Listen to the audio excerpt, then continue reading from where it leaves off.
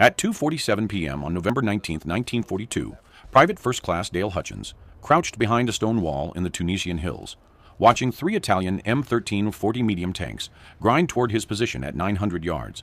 His company had no anti-tank guns, no bazookas, no artillery support, just rifles and a few grenades that couldn't scratch tank armor. In the next 17 minutes, Hutchins would use a modified wagon pulley system and 70 feet of communications wire to destroy all three tanks, kill 9 Italian armor crew, and accidentally create a booby trap design that would spread through North Africa, then Italy, then France, saving an estimated 400 American lives and forcing Axis tank crews to completely change how they approached disabled vehicles and battlefield debris. The innovation came from a Kansas farm kid who'd spent his childhood rigging hay elevators and fixing threshing machines. The Army called it improvised anti-vehicle obstruction.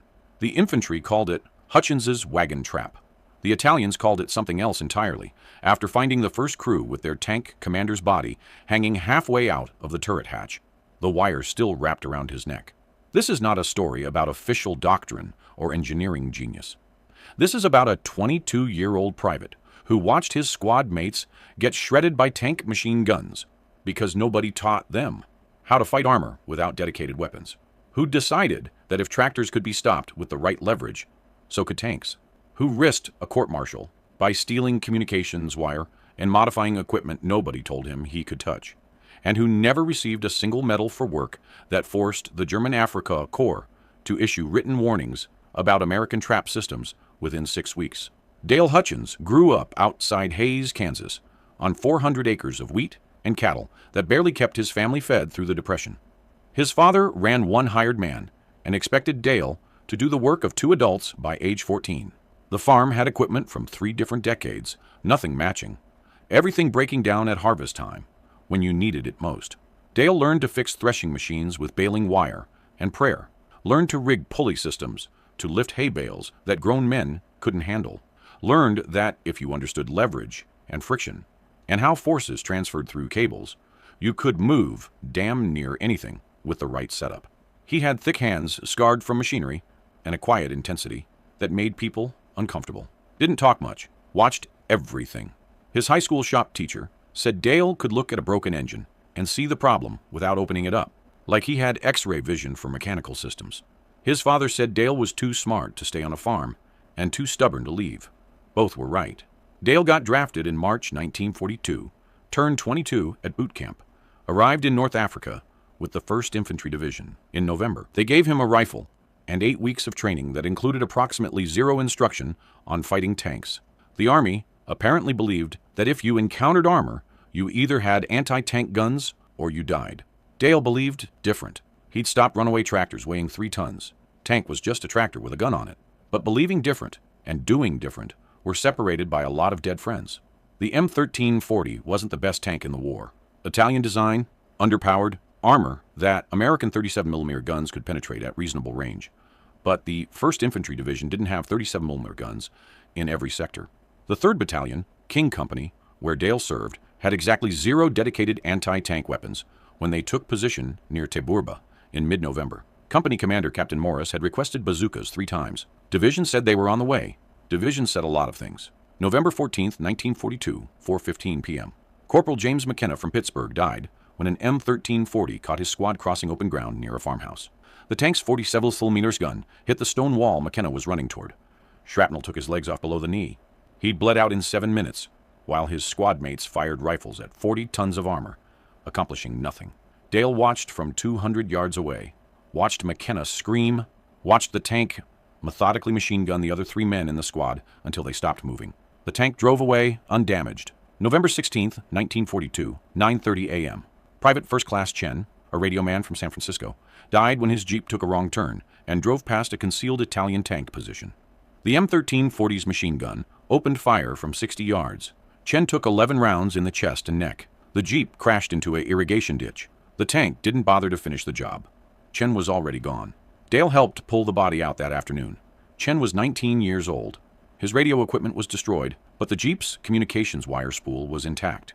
Dale took it without asking permission. November 17, 1942, 2 p.m. Lieutenant Morrison from King Company's 2nd Platoon died trying to knock out an Italian tank with a pole charge, an improvised explosive device on the end of a stick that you had to place directly against the tank's armor. Morrison got within 10 feet.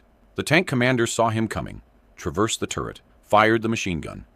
Morrison took rounds through the chest and abdomen, fell in front of the tank.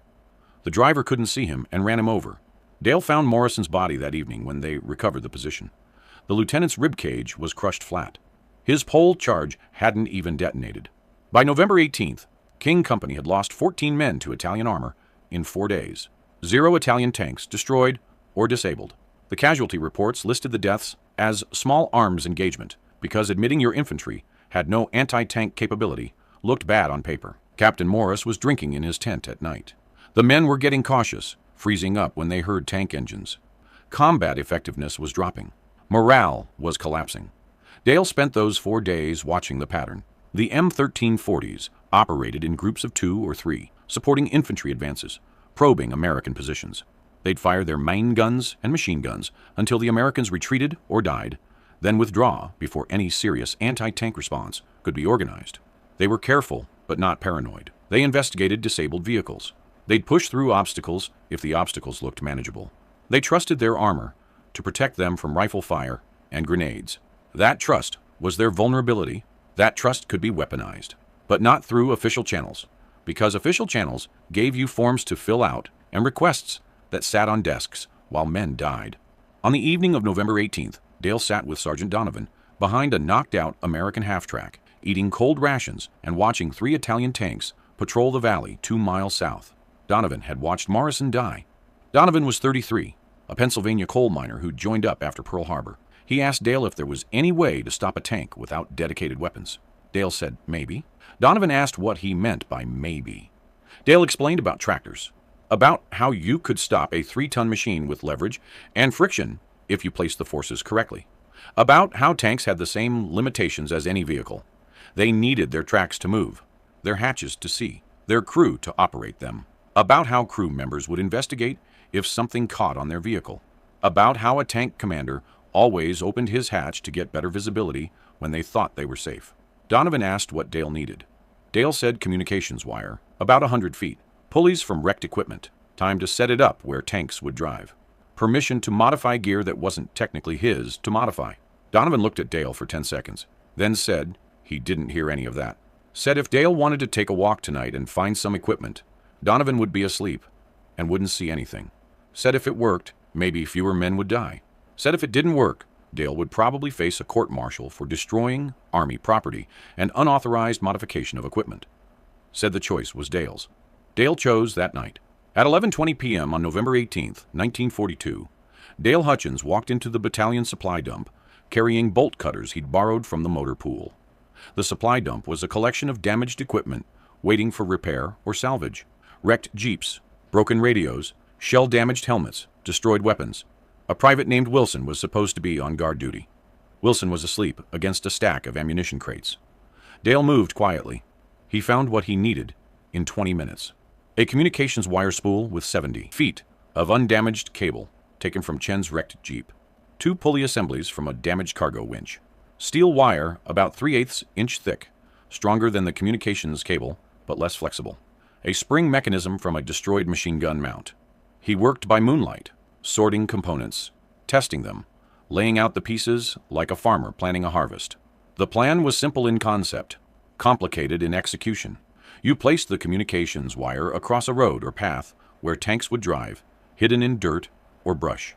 You ran the wire through the pulley system, anchored to something immovable, a large rock, a tree, a destroyed vehicle. You created a loop that would catch on a tank's track assembly or drive sprocket when the tank rolled over the wire. The movement of the tank would tighten the loop through the pulley system, creating exponential force multiplication. The wire would wrap tighter. Something would break. The variables were friction coefficients, wire tensile strength, pulley angles, and placement. Get it wrong, and the wire would snap immediately. Get it right, and 40 tons of moving tank would generate enough force to strip a track, jam a drive sprocket, or if Dale's calculations were correct, create a secondary effect he'd seen on the farm, when cables under tension suddenly released. He didn't plan to strip tracks. He planned to create a spring-loaded trap. Dale worked in a dry riverbed half a mile from camp, a location where tanks had passed through 3 times in the past 4 days. He arrived at 12:45 a.m., carrying his components, wrapped in a shelter, half to avoid noise. The riverbed was rocky, good for anchoring. The approaches were open, good for spotting targets. The path was worn from vehicle traffic, good for concealing wire. He started with the anchor point, found a boulder, half buried in the riverbed bank, easily 3 tons of limestone and dirt, tested its stability by pushing. It didn't move. He wrapped the steel cable around it twice, created a base loop, secured it with wire wrapping techniques he'd learned on threshing machines. The cable made a high-pitched sound when he pulled it tight. He muffled it with rags from his pack. The pulleys came next. He mounted them on the cable at specific angles, one at 45 degrees to the ground, one perpendicular to the expected direction of tank travel. The geometry was critical. Too steep, and the wire would slide off. Too shallow, and the force multiplication wouldn't work. He checked the angles 3 times, using a folding ruler and his own judgment. On the farm, you didn't have engineers to verify your work. You just knew, or you didn't. The communications wire ran from the pulley system across the riverbed at ground level, buried under 2 inches of loose dirt and small rocks. Dale placed it at a slight angle to the tank's expected path, not perpendicular. Perpendicular would snap the wire immediately. Angled meant the wire would catch and drags before the trap engaged. Dragging was good. Dragging meant the tank crew wouldn't feel anything wrong immediately. At the far end, 70 feet from the anchor, Dale created the trigger mechanism. He coiled the wire into a spring shape using the machine gun mount spring as a template, then secured the coil with light wrapping that would break under tension. The spring was preloaded, held in compression by his wrapping. When the wire pulled through the pulley and the tension exceeded the wrapping strength, the spring would release. The released energy would snap the wire assembly back toward the anchor at high velocity. Physics from the farm. Stored energy in a compressed spring equals 1/2 times spring constant times displacement squared. Release that energy suddenly, and you got a whip effect. A steel cable, under 3,000 pounds of tension, suddenly released, moved at approximately 70 feet per second. Fast enough to cut through wood, fast enough to slice through flesh. He tested the spring compression by hand. It had maybe 400 pounds of stored force. Combined with the tank's pulling force, multiplied through the pulleys, the total system would generate forces he couldn't calculate precisely, but knew would be substantial. Enough to be dangerous. Enough to be lethal if someone was in the wrong place when it released. Dale's hands were cut in 3 places from the cable. His thumb was bleeding from where a pulley pinched him. He was covered in dirt, and his uniform smelled like grease and metal. The work took him until 2:15 a.m. His back hurt from crouching. His legs were cramping. He covered the entire assembly with brush and rocks until it looked like natural riverbed terrain. Walked the path 3 times, checking sightlines. You couldn't see the wire unless you knew exactly where to look. The anchor point looked like a natural boulder. The pulley system was hidden behind the boulder, invisible from the approach. If this worked, he'd probably get a reprimand for unauthorized equipment use. If this failed, he'd definitely face charges for destroying Army property. If someone got hurt testing it, he'd face much worse than charges. The Manual of Military Law specified court-martial penalties for willful destruction of government equipment and unauthorized modification of military systems. Maximum sentence was 5 years in military prison and dishonorable discharge. Dale walked back to camp at 2:40 a.m. Didn't sleep, just waited. November 19th, 1942, 6:30 a.m. Dale ate breakfast with his squad, said nothing about the riverbed. Sergeant Donovan assigned Dale to an observation post overlooking the valley approaches. The assignment put Dale about 400 yards from the riverbed with clear lines of sight. Donovan asked if Dale had slept well. Dale said yes. Donovan nodded once and didn't ask anything else. The morning was cold for North Africa, maybe 50 degrees, with clouds coming in from the coast. King Company was holding AEF, defensive line along a ridge, waiting for an expected Italian probe. Intelligence said 3 to 5 tanks, supported by infantry, were operating in the area. Division artillery was available, but had priority targets elsewhere. Air support was unavailable due to weather. Standard situation: infantry alone with rifles, hoping the Italians would go somewhere else. At 1:15 p.m., Dale spotted dust on the southern approach. 3 vehicles moving north through the valley at approximately 8 miles per hour. Distance was maybe 5,000 yards. He called it in to Donovan. Donovan called it up to Captain Morris. Morris said to observe and report. Do not engage unless directly threatened. Standard orders when you had no way to fight what was coming. Dale watched through his binoculars. 3 M1340 tanks in column formation, 50 yards between vehicles. They were following the valley floor, taking the path of least resistance. Taken the same path they'd taken 3 times before. Taken the path straight through the dry riverbed where Dale had worked for 90 minutes in the middle of the night. He didn't tell anyone. Couldn't tell anyone. All he could do was watch. At 2:35 p.m., the Italian column reached the riverbed. They slowed down to negotiate the terrain, dropping to maybe 4 miles per hour. The lead tank was an M1340, with the number 203 painted on the turret in white. Tank commander visible in the open hatch, scanning the ridgeline with binoculars. Driver invisible inside. Gunner probably on the main gun. Radio operator at his station. Standard crew of 4. Tank 203 entered the riverbed. Tracks bit into the rocky ground. Engine noise echoed off the banks. The tank rolled forward at walking speed, commander still watching the ridges for threats. They weren't worried about the ground. Nobody worried about the ground. The tank passed over Dale's buried wire at 2:39 p.m. Nothing happened immediately. The wire was designed to drag, not catch. Dale watched the tank continue forward. 10 feet, 20 feet, 30 feet.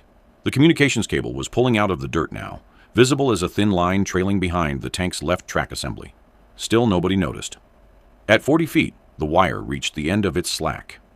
The pulley system engaged. The cable ran through the first pulley, at the planned angle, redirected toward the second pulley. The mechanical advantage was approximately 4-to-1, meaning the tank's forward movement generated 4 times the normal pulling force on the cable. The cable went tight with a sound like a guitar string being plucked. The tank commander noticed something. Stood up in his hatch. Looked back toward the rear of the tank. Said something to his crew. The tank stopped moving. That was the wrong decision. The exactly wrong decision. The cable was under tension when the tank stopped. 3,000 pounds minimum, probably more. The spring mechanism was compressed, held only by light wire wrapping that was rated for maybe 500 pounds of load. The Italian commander climbed out of his hatch to investigate what had caught on his tank. He moved to the rear deck, looking down at the tracks. The wrapping broke at 2:41 p.m. The spring released. 70 feet of steel cable, under massive tension, snapped back toward the anchor boulder at approximately 60 feet per second. The cable was oriented at a 45-degree angle to the ground because of the pulley geometry. The Italian commander was standing on the tank's rear deck, bent over, looking at the tracks. The cable caught him across the chest and neck. Physics didn't care about rank, or nationality, or whether someone was just investigating a strange noise. Physics cared about mass times velocity, about force transfer, about what happened when flexible cable under extreme tension struck flesh and bone. The cable cut into the commander's chest about 2 inches, snapped 3 ribs, tore through the pectoral muscles, and sliced into his neck, just below the jawline. The force of the impact threw him backward off the tank. He hit the ground 8 feet away. The cable continued moving, whipping past the tank, wrapping around the turret ring as it traveled. It caught on the machine gun mount. The tank jolted sideways from the cable's momentum. Something inside the tank broke with a metallic crack that carried 400 yards. The remaining crew members heard their commander fall. The driver opened his front hatch to look. The gunner started to emerge from the turret. The radio operator was probably calling for help. The cable was still whipping. It had wrapped around the turret and was now spring-loading in the opposite direction, like a rubber band twisted tight. The second pulley was providing resistance. The forces were equalizing. The cable snapped taut one more time, this time pulling horizontally across the turret hatch where the gunner was emerging. The gunner's name is unknown. He was halfway out of the hatch when the cable pulled tight across his shoulders and upper chest. The cable didn't cut him. The angle was wrong, and the energy was almost exhausted. Instead, it pulled him back down into the hatch opening. His shoulders were too wide. His body wedged in the hatch. The cable pressure was maybe 1,000 pounds. His spine compressed. Something broke inside him with a sound the driver heard from 20 feet away. The driver climbed out of his hatch and ran. Just ran. Didn't help his crew, didn't fight, didn't try to unjam the gunner. He ran north toward the other 2 tanks in the column, screaming something in Italian that Dale couldn't hear from 400 yards. The second and third tanks stopped immediately. Crews buttoned up. turrets traversed, searching for the threat. They saw no Americans, no anti-tank guns, no bazookas. Just their lead tank stopped in a riverbed with 2 crew members down, and cable wrapped around the turret. Dale watched through binoculars. The Italian commander wasn't moving, lying on his back 30 feet from the tank, dark stain spreading under his body. The gunner was wedged in the hatch, visible from the chest up, head tilted at an angle that suggested he was dead or unconscious. The radio operator was still inside the tank, still calling for help, still alive. The second Italian tank, number 207, moved forward cautiously, stopped 50 yards from the disabled lead tank. Commander in the open hatch, looking through binoculars at the scene, trying to understand what had killed his colleagues. Seeing cable, seeing a trap, seeing that the Americans had figured out how to fight armor without anti-tank weapons. Tank 207 started backing up, carefully, watching the ground now, watching for wires, for buried obstacles, for anything that might catch on the tracks. Tank 207 backed into Dale's second trap at 2:48 p.m.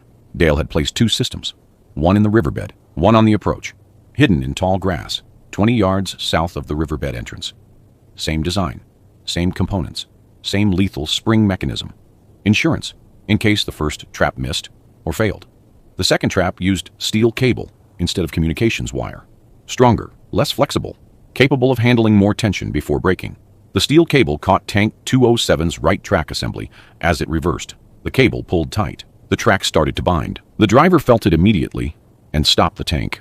The commander was still in the open hatch, still looking at the first disabled tank, not thinking about his own vehicle. The spring mechanism released.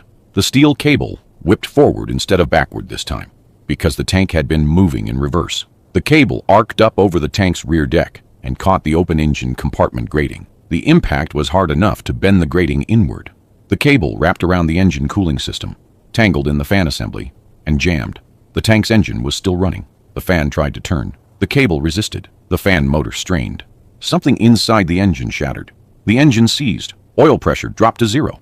The engine stopped with a grinding noise that meant internal damage, probably a thrown rod or cracked piston. Tank 207 was now immobile, with a dead engine and a crew that was starting to panic. The third Italian tank, number 211, was commanded by a veteran. Dale could tell by how the tank moved, careful, deliberate, no wasted motion. Tank 211 stopped 200 yards from the riverbed and didn't advance. The commander surveyed the scene. 2 tanks disabled, no visible enemy, no obvious threat, just cable and bad luck. The commander made the right decision. He ordered his driver to turn around and leave. Tank 211 pivoted in place, tracks churning dirt, turret watching the American ridgeline. The tank started moving south at full speed, maybe 12 miles per hour, getting out of the kill zone before whatever had destroyed 2 tanks could get him. Tank 211 hit the third trap at 2:53 p.m.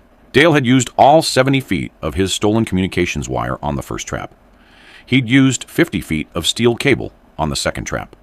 For the third trap, he'd used 25 feet of cable scavenged from a wrecked half-track, placed 500 yards south of the riverbed on an obvious retreat route. Same design, smaller scale, less sophisticated spring mechanism because he'd run out of components. But smaller scale didn't mean less effective. The cable caught Tank 211's left track at the drive sprocket. The pulley system engaged, the spring released.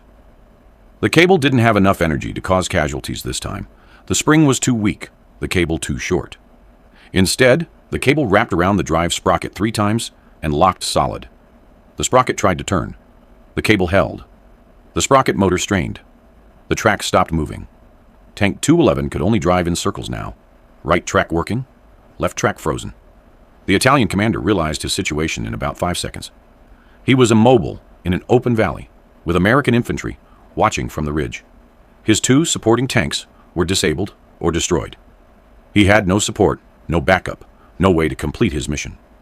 He abandoned the tank at 2:55 p.m. All 4 crew members climbed out and ran south on foot, leaving their vehicle behind, leaving their dead and wounded in the other tanks, just running. Dale watched them go. Didn't shoot. Wasn't his job to kill fleeing men. His job had been to stop tanks.